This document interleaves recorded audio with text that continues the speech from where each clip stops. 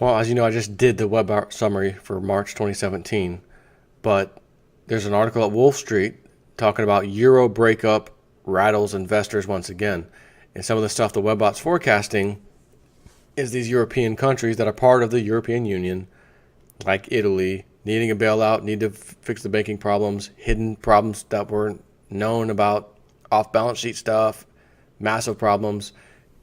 Germany, we need a loan. We don't want to give you a loan. European Union, European Central Bank, will you give us a loan?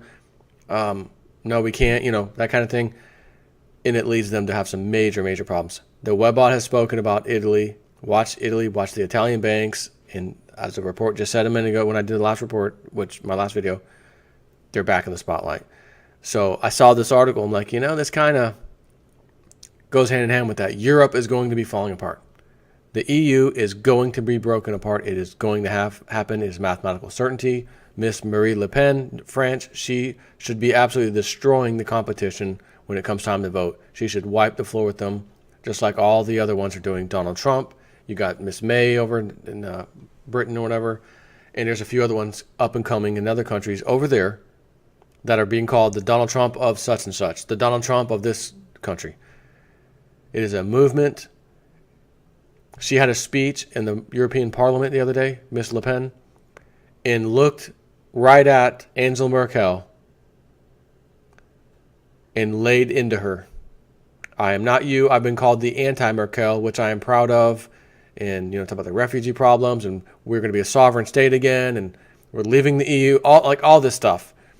And you should have seen the look on Miss Angela Merkel's face. She was not even kind of happy or thrilled. And I freaking loved it. Okay? But he's WolfStreet.com. Euro breakup rattles investors once again. Only this time the ECB is already doing whatever it takes. With hotly contested general elections coming up in France, Germany, and Holland, where yet another upset could be on the cards, 2017 was always going to be a nail-biter for the Eurozone. That was before former Italian Prime Minister Matteo Renzi raised the prospects of fresh elections in the home of electoral chaos, Italy. And investors' nerves are fraying. The spread between the 10-year yields of French government debt and German government debt has already widened from 0.28% in October to 0.81% today, in anticipation of French elections, which are to be held in April.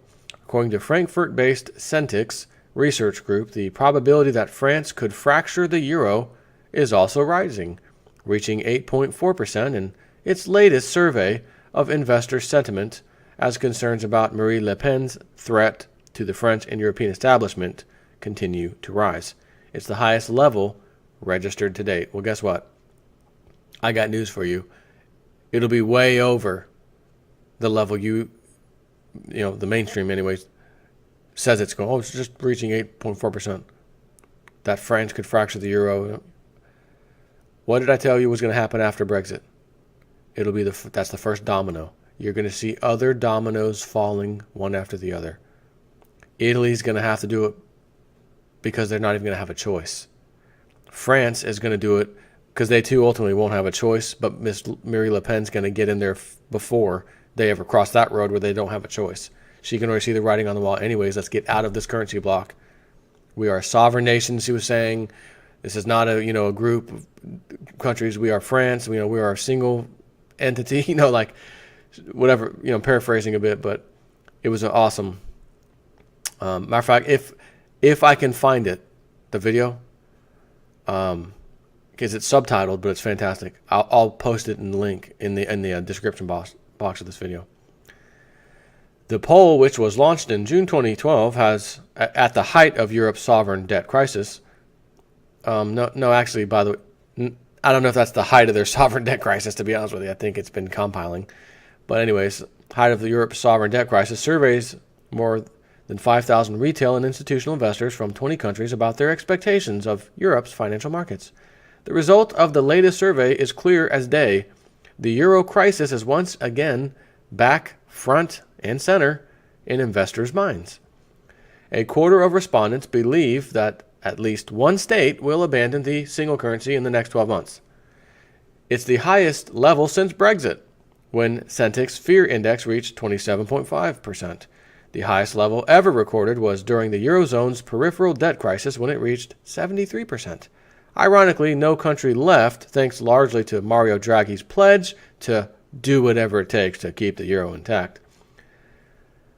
But now, 5 years later, most of the Eurozone's existential problems remain unresolved despite the ECB having frittered 3.7 trillion euros, or roughly 36% of Eurozone GDP, on keeping the leaky ship and the region's biggest banks afloat. Hard as it is to believe, Greece is arguably in even worse shape today than it was when the term Grexit was first coined 6 years ago. It cannot leave the Eurozone, but as long as it stays, its economy will continue to plumb new depths of depression, with no end in sight to the latest round of bailout negotiations. Bank deposits flight is at its worst since 2015, as Greeks once again yank their funds out of the banks in anticipation of another face-off with the European Central Bank. Greece is just one of many seemingly intractable problems the Eurozone faces.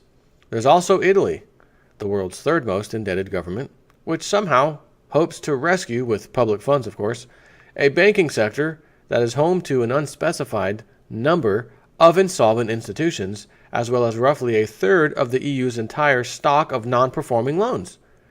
This is a problem that will cost, at the very least, scores of billions of euros to address. Now, if we're to believe the webbot, it's not really going to be addressable, try as they might. Because off-balance sheet stuff and hidden, according to the webbot, hidden indebtedness, things, again, liabilities come up. Keep in mind, that wasn't it also Italy's oldest bank, what was that one called? Monte Paschi. The new bosses came in, lasted a few months, were out. And you know how big of pay, the big paychecks, the top get when they work at a bank. The CEO, upper management, they're making huge money. And these people, again, I think it was that bank, walked in, stayed around for a little while and said, something doesn't feel right. They didn't say that, but I'm just going to go somewhere else. I'm going to step down as CEO. Well, where are you going? You just got here. We're paying you good, aren't we? Yeah, you're paying me good. But I got to take he didn't say this. They didn't say this, but I'm telling you what probably happened. I got to take a peek at those off-books, hidden liability things. And we're attached at the hip to Deutsche Bank with derivative swaps and all this crap. This is going to be what Warren Buffett termed weapons of financial mass destruction, derivatives. And when that baby goes, you can't pay me enough to stay at this bank. It is so insolvent. I don't even think we're going to be able to ask the ECB or anybody for help. It's that bad, which means the government probably not going to step in either because it can't, because it's not able to print euros because it's part of the European Union, doesn't have its own central bank, which means the taxpayers, the people who own accounts, have accounts with us, oh my God. There's going to be some really unhappy people, and there's not a chance in hell I'm going to be CEO, and this guy's going to be the CFO and the CEO. We are out of here. But what about the good pay? Pfft, we are out of here. That's my take on how that went.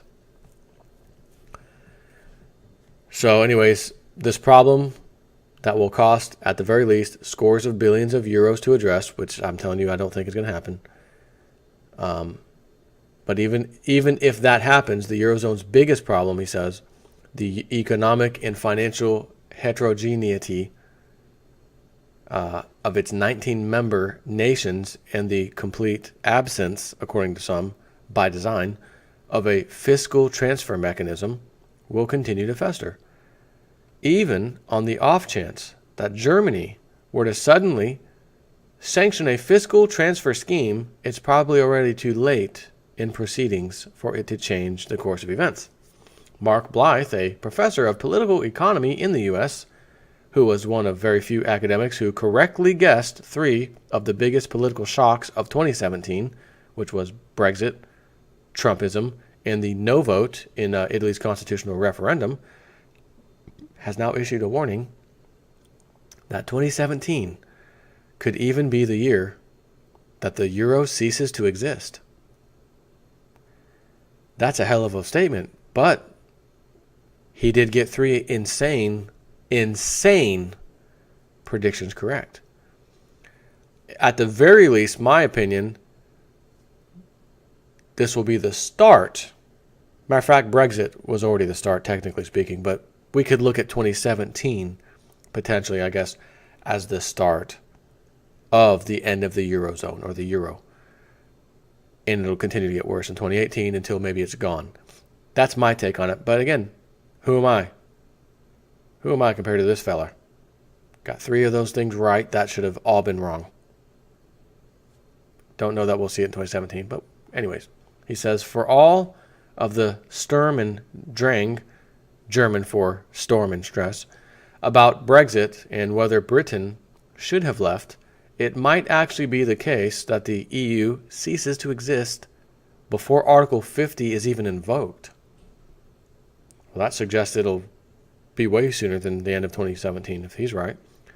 Before the end of 2017. Think about it this way. You have an election coming up in France. It's entirely plausible the National Front will win the first round.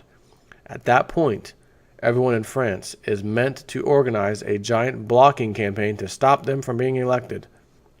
That would mean everyone on the French left has to vote for someone who basically wants to bring Thatcher's menu to France. And that's after 8 years of stagnation. That's going to be a very hard sell, he says.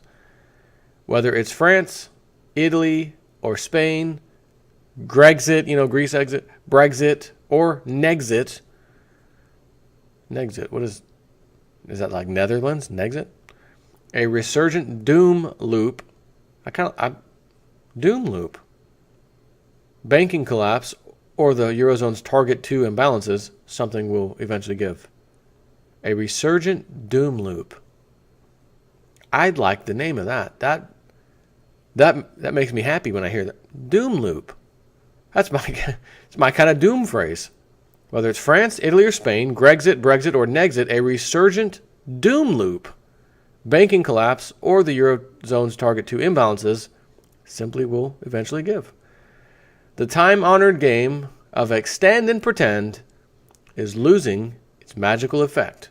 Even in the short term, ever since the global financial crisis exposed the chronic shortcomings of the European Monetary Union and Europe's banking system, the EU, with the European Central Bank doing most of the arm work, has been frantically juggling so many intractable existential problems for so long that it's often assumed, particularly in the Brussels bubble, that it will be able to continue to juggle them ad infinitum, and regardless of how many new problems are thrown at it to juggle.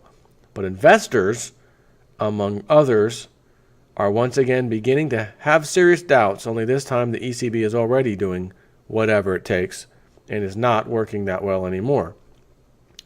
Turns out Italy's banking crisis is not fixed. Read, is that depression hanging over Europe's banking system? Which I think I covered a little bit the other day. Extend and pretend. More debt, more currency, pretend everything's fine, and it's not. And again, if you just listen to the Webart report, dollar printing, euro printing, other currencies printing, and it said, the Webart report I just read last video, the U.S. dollar is about to go even higher on the dollar index because there's going to be some currency issues elsewhere. In the dollar index, most heavily weighed basket is a small basket of currencies, but the most heaviest weighed against it is the euro. So are we talking 2 sinking ships? And the euro sinks faster, therefore ours looks like it's going higher, because essentially it does. If the euro goes down, the dollar index goes up for us anyways. or for some reason if the dollar was just revalued higher, it's kind of the same thing for the euro. The euro's, lower. So I already raised a red flag, if you recall, when I saw the euro, which, let's take a look, USD to euro exchange rate, just curious.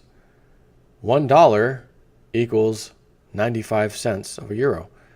Now, as you know, recently, it was kind of the opposite. Now, in other words, actually, no, that is right. Was it 95 cents? Yeah, anyways, the euro has always been around, $1.30. So it'd cost you $1.30 US dollars to buy 1 euro. Okay, $1 or 1 euro, whatever you want to call it. It's been like that forever. Only very recently has that absolutely plummeted. And I was doing a video not that long ago where I was like, oh my God, am I looking at the charts right? Did the euro actually go under the dollar? Oh my gosh, I think I'm seeing that. And here we are, it's still right around there. This is, this I guess basically means that, if $1 is worth 95 cents of a euro, we've never seen numbers like this low, comparing those two currencies. And nothing's changing. This wasn't a little fluke. Oh, it's going back up the way it was. No. So now I'm expecting 2.0 of that to happen, where once again, US dollar remains super duper king against practically all currencies on the face of the earth. And it wasn't that guy, Mr. Wilkerson, whatever, the preacher guy, that said it would be euro would go first, and then it would come to the US. Funny, Webbot just got done saying something similar. Euro would go first, and then those monetary issues would be right over here next. And he said you'd have 2, 3, 4 weeks to get out of that, get your crap in order in the US. He mentioned it's gonna be he says he saw like a South American country, possibly Mexico, defaulting on a bond or something, $1 billion, $10 billion, something. I forgot what the numbers were, and that would trigger some issues. You'd see that happen, and this would all be around the same time frame. Now I realize the prophetess lady, whatever her name was, Baba Vanga, she did only have an 80-something% accuracy rating, so that's not 100%. But she had a lot of stuff she nailed. She even said the 44th president would be black. She nailed it. But she also said he would be the last, and partially I guess, because of a huge economic problem that would be taking place at that time. Now, we have the pleasure, I'll say, of having a 45th president named Donald Trump. However, is that going to automatically stop the economic problem? According to the crap that I'm reading, and I read you, the answer is no. So we got to wait and see. And again, I'll be okay if things kind of chug along where they are right now. If everything was just a chug along, and at least in my lives, and maybe my life, and some of your lives, you're probably like, oh no, I'm good right now. I'm okay. I'd be okay with that chugging along. But again, I'm looking at the hard numbers, massive debt, 2.5 times debt to GDP ratio. This is so unsustainable. This is a mathematical certainty that this cannot continue. And they may be dealing with it this year. Take care.